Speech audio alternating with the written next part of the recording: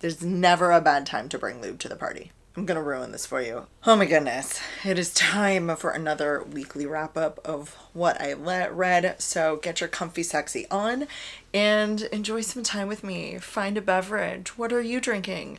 I am drinking supplements. Water, just water. While I tell you about what I read, these are the books that I read from December 23rd to December 29th. I was definitely in my holiday novella era, and all of them were ebooks, so I'm going to be using my tablet to check out my notes, share some favorite quotes with you, and just have an easy time with this. The first novella that I read was Only Santa's in the Building. This is one of the Amazon original Christmassy novellas. They did Valentine's Day ones in February of 2024 and came out with Christmas ones in November or December of 2024. I'm not gonna lie, I didn't read them. But this one was by Alexis, Daria, Only Santa's in the Building.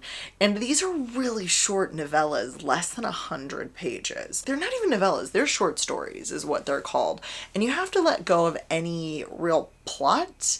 It's just vibes. It's pure holiday-ish goodness and vibes. In this story, we have Evie and Theo. Evie and Theo are neighbors. Theo lives above Evie. She's just recently moved into the apartment building. She's got some drama and loss. She was living and caring for her grandmother who passed, and an uncle sold the house without telling her, and she had to move quick. So she's in a new space for the first time in years, still grieving, and a lot of her stuff is in storage. So she's not even snuggled in. She hasn't nested at all, and it's the holiday time. She doesn't have any of her ornaments, decorations, nothing. She's a comic book artist who also happens to be on deadline, and so she is absolutely holed up in her apartment, not sleeping, not showering, barely eating, to make sure her work gets done. For these few days we're with her, every time she runs out for an errand, she comes home and finds a homemade ornament on her doorknob, which she keeps attributing to other neighbors in the building. Oh, it's the one with the kids. It's the nice lady downstairs. Never thinking it could be Theo, her upstairs neighbor, an absolute snack.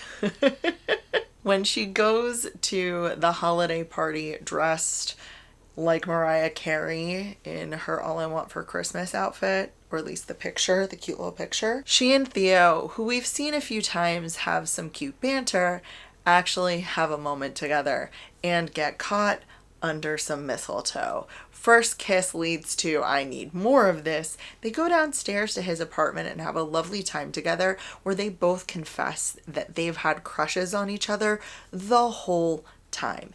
It's really adorable. Theo is definitely a cinnamon roll. He's super sweet, super handy. He's a domestic god. He built extra benches. He's the one leaving the ornaments for her. And he's just an adorable guy. There's no HEA really at the end of this because it's so short. We see them progress to something else in their relationship. He goes to Christmas with her family. But if you're just looking for something short, sweet, that's gonna give you some like good feels, I think these stories might do the trick.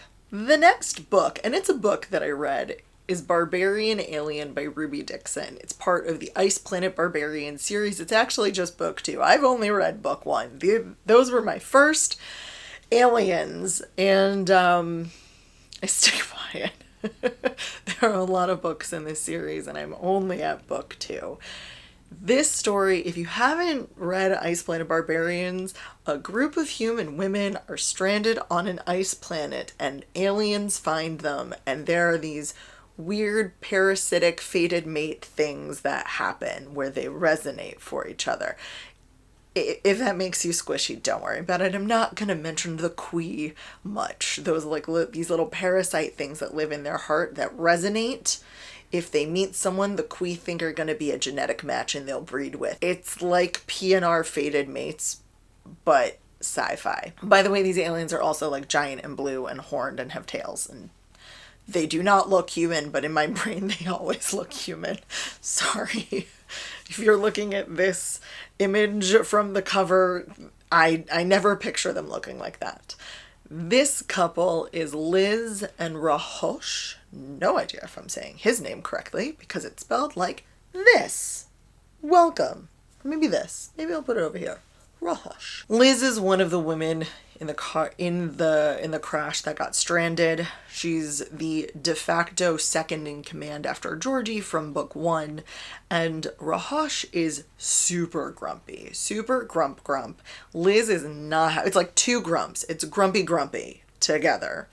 Rahosh starts to resonate for her in the first book, and Liz is not having it. She's like, I'm a human. I don't resonate. I don't get it. I don't want you anywhere near me.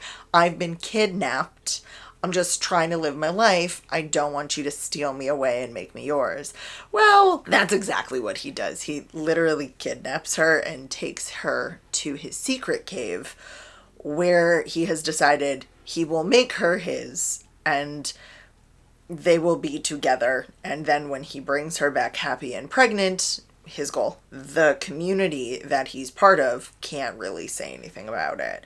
Most of this story is the two of them in the cave getting to know each other, which, if it sounds weird to you, doesn't feel weird in the context of this world, because the first book was just Georgie and Vectel for most of it, figuring each other out. We're more familiar with the Saqui people in this story, so there's a little less world building going on, because the assumption is you have read the first book. They're a little too interconnected, I think, especially at the beginning of what's happened and who the circumstances of all these people are, for you to read them out of order, or at least not the first one first. This book, in a way that the first book didn't, definitely gives a little bit creepier of a vibe in some ways, because Liz is actively saying no and Rahosh is just not putting up with it. Eventually, Liz, having been given a parasite of her own, starts to resonate, is very attracted to him because of the parasite thing. And it turns out they're a pretty good match. Liz hunted back on Earth. Rahosh is one of the best hunters that the community has. She loves going out and being active. She's not a damsel. And Rahosh eventually understands that he can't keep her safe in the way that his instincts want. When they are found out and returned to the community, Rahosh has to face some pretty serious consequences. One of the rules of this community, apparently, is that you don't take women. Because there have been so few of them, there are only 4 women in this community currently. So a lot more men, which is why this series is so long. And he's in big trouble, even though he resonated with Liz, for taking her away. He has some family history as well. He's a bit of an outcast. And it's a hard transition for him back in the community, Liz into this space, and for the community in general, because they're dealing with this influx of humans, the big feelings, the resonance, the all sorts of stuff that come with it, and this guy that they don't really like breaking a rule. In the end, I'm sure you can guess, there is a happily ever after that comes to light, and I felt very satisfied with it, quite honestly.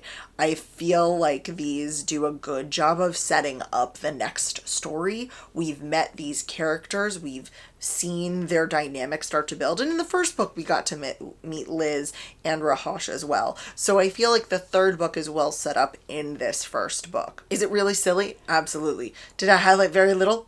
Absolutely. But I will read you this big chunk of text that I put in there. And this is where I'm like, oh, it was so not cool at the beginning, but eventually you kind of got it. This is Rahosh. Before you arrived here in this world, I had nothing to live for. I hunted, I existed, I did not look forward to anything. But now you are here, and you might be carrying my child even now. His jaw flexes. Y'all, I am not a narrator. I know you are more than capable. The problem is not with you. It is with me. This world is dangerous, and I think of you alone out in the wild, and it is more than I can bear. He stares at me for so long and so hard that I think his jaw is going to snap from grinding his teeth. If I lose you, he finally says gruffly, I have nothing. It's true. Their connection happens Do I like how it happened? Not necessarily. It felt a little creepier than a Fated Mates where they both feel that attraction right away. And I hope that with the rest of these books, the qui, the parasite-y thing that resonates, is already in them. So we get that attraction, that connection right away, instead of this book where it had to build and it wasn't there and is a little bit creepier. Book number 3 is So This Is Ever After by F.T. Lukens. I don't know how I found this book. It is new adult, but zero spice. Oh, I know how I found this book. I found this book because F.T. Lukens is going to be at one of the conferences I'm going to, and I was researching books of theirs and found it. So decided to give it a try. I love the premise of this book, which is what happens when the prophecy is fulfilled. We meet everyone right when Arek, our main character, our single point of view character, kills the bad guy that he was prophesized to kill. He's been on this quest for 6 months, almost a year, to vanquish the evil king, and he does so. And then what happens next? It's a bit of a comedy of errors. Because it's new adult, it has that very young feeling to it. It's very silly, it's very cute, it's very pithy. I really enjoyed F.T. Lukens in the way that this story came to be. And I'll explain a little bit more. Arek is our hero, and he literally cuts the head off of the bad guy. When figuring out what to do next, he assumes that he's going to save the princess who's been locked in a tower for the last 30 years. She'll be queen and he'll go back to his life, where he plans on confessing his love for his best friend Matt, who's been on this journey with him as his mage. So as they're looking around the carnage of the throne room, he's told, well, you should put the crown on and declare yourself king until you can give it to the princess, because we kind of need a king. So he puts the crown on, declares himself king. They go up to the tower and discover that the princess has been long dead. So suddenly Arek is king in truth. She was the last of her line. There's no one else in the line of succession. It's been 30 years since her family was truly in power. And then discovers that there is a little caveat of being king, where you have to be not just married, but soul bound to another human. And he has to be soul bound by his 18th birthday, which I guess kind of does make this YA. Okay. All right, I've got this. And that's in 3 months. So even though he's in love with Matt, he doesn't want Matt, his best friend, to feel obligated to bind his soul to him because he's in love with him. He wants Matt to love him. So that's his idea. But he also does a really poor job of explaining to Matt that he kind of is in love with him. Matt doesn't get it. And Matt says things that Arek takes to mean, I'm not in love with you. Yeah, you should go find someone. So he decides to try out or see if maybe there's a spark between him and any of the other people who had joined them on this quest, who have stayed in the capital with him to help this transition for him to be king. All of them have mentioned things that they want in a partner. Bethany wants to swoon in someone's eyes, and so gets locked in a tower. And so he tries to create these scenarios that will allow him to give all of these people their dream interactions, to swoon, to connect, to teach, to touch. And it always goes not horribly wrong, but pretty darn wrong. And Matt ends up being the person to actually swoon, to get locked in a room with him for hours upon end until they, come to some sort of truth and understanding, to accidentally drink the truth potion and hide away so he doesn't confess any of his love. And it's quite funny. It's really clever and silly how all of these things come to be. And the whole time you're thinking to yourself, just fucking tell him. Just state explicitly, I love you, I want you, smooch my face.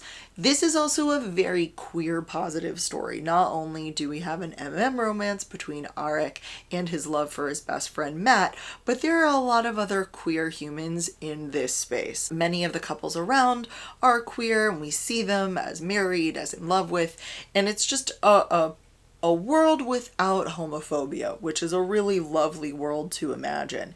This was my first F.T. Lukens book. My understanding is that they've written other books that are in that same very queer-friendly space, and I enjoyed it. I just wish there was spice. It definitely stayed in that YA space where they have I can't ruin things for you. There are people who are intimate, but it is fade to black. Just like, not even fade, it is like a hard stop, door slam shut in front of you. So they found about the soul bond thing. Arek says to Matt, it's not just marrying, it's a soul bond. We're stuck together forever.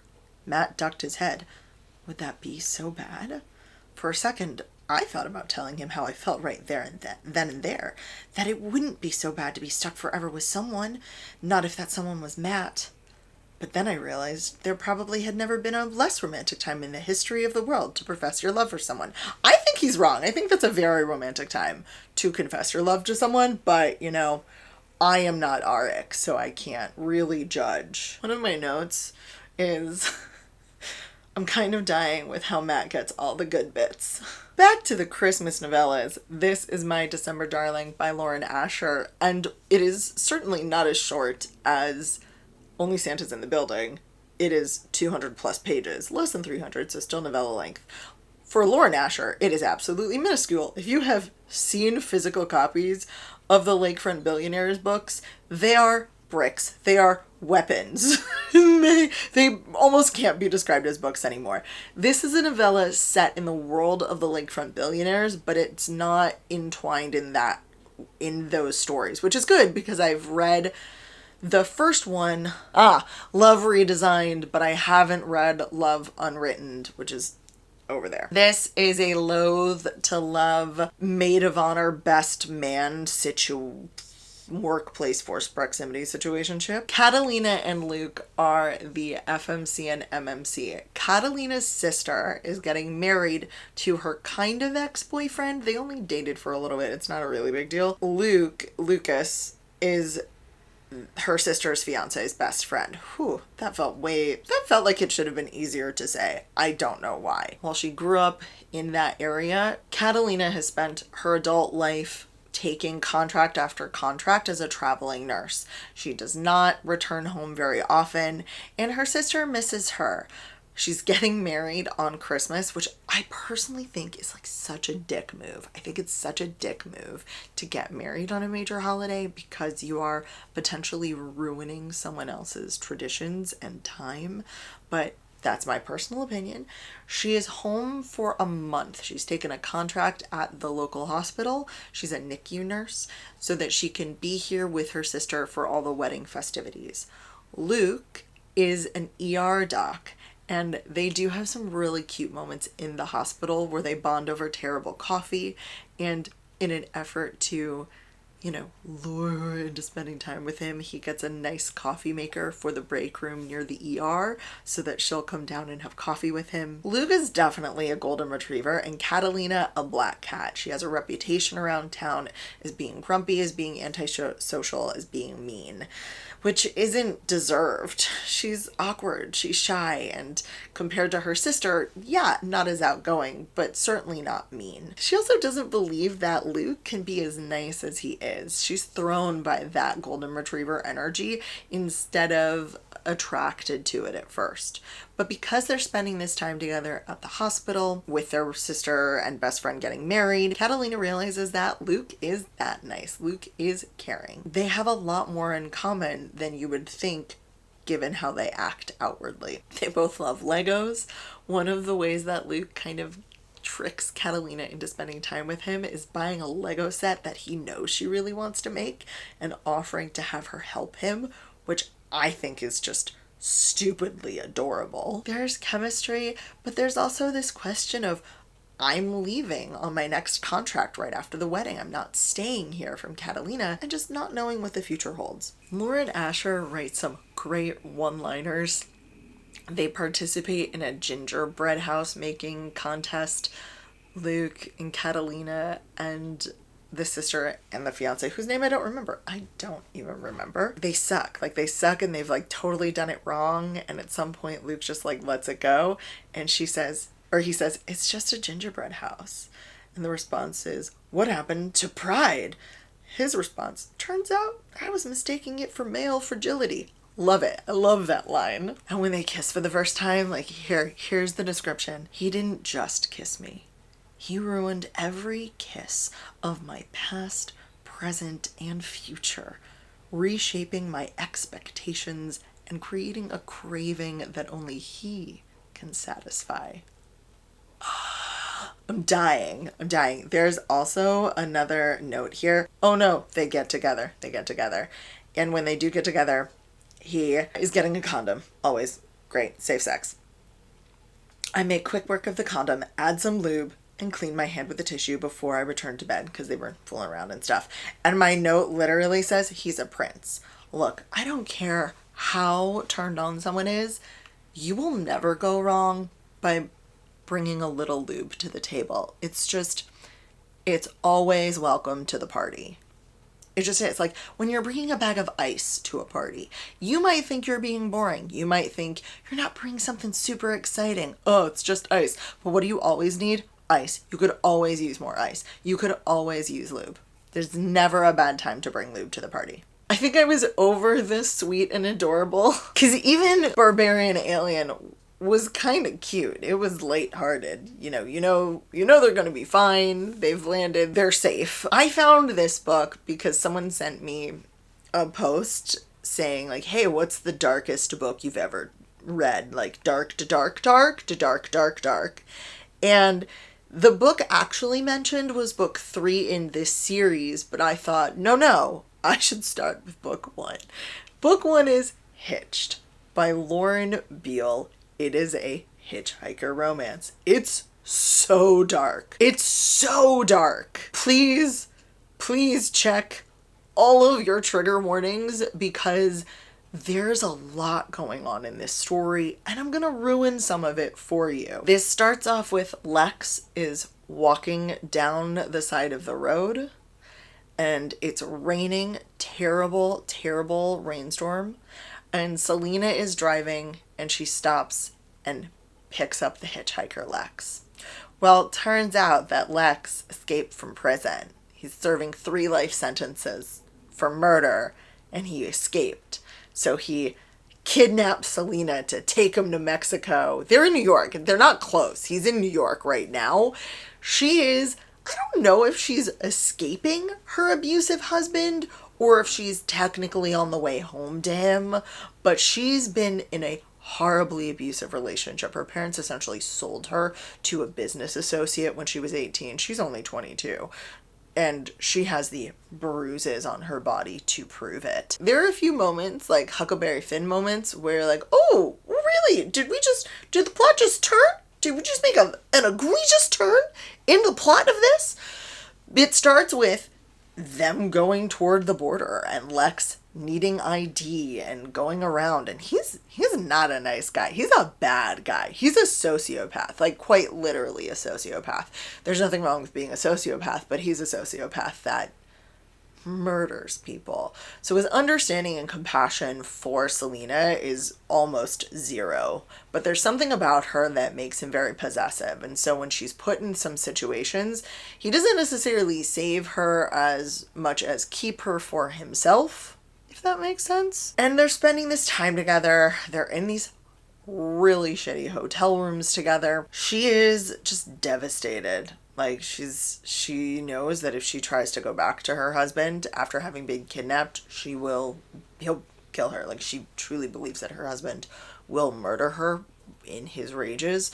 So she feels stuck between a rock and a hard place. And there's this really horrible moment when she asks Lex to end her life for her. She's like, I can't. I see no way out of this.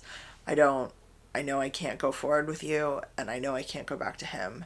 And the only way out I see is ending it right here. And he doesn't. Instead, they have sex. For the first time in the back of a car. It's just as odd as it sounds. Let's just put it out there. It's just as odd as it sounds. So then they start boning. He decides to turn this boat around and go murder her husband. He's gonna leave her behind, but then she decides to go with him. And instead of going to Mexico, they make another very odd decision to go somewhere else. I think for me, number one, this is just dark. This is just dark. It's not believable. It's not good. There is morally black. It is so morally black. I think there were a lot of odd moments for me. One of them is that she doesn't get pregnant. You're 22 and fucking her without a condom. Constantly. There's no way this woman does not get pregnant. Like, it's just biology. She's gonna. And that was one of the few things that didn't happen in this story. I was honestly very surprised by. But if you're waiting for it to get good or happy or redeemable, where you go like, oh, no, it doesn't. It never does. It starts dark and it ends dark. And if you have a preference for nicknames, I should warn you, the nickname he gives her is Rabbit / Bunny, sometimes Little Rabbit or Little Bunny. It doesn't start off as kind, but eventually she says, oh, I love it. I love that nickname for me. Thanks. Keep calling me Bunny. I don't know if you have a weird thing about animal pet names.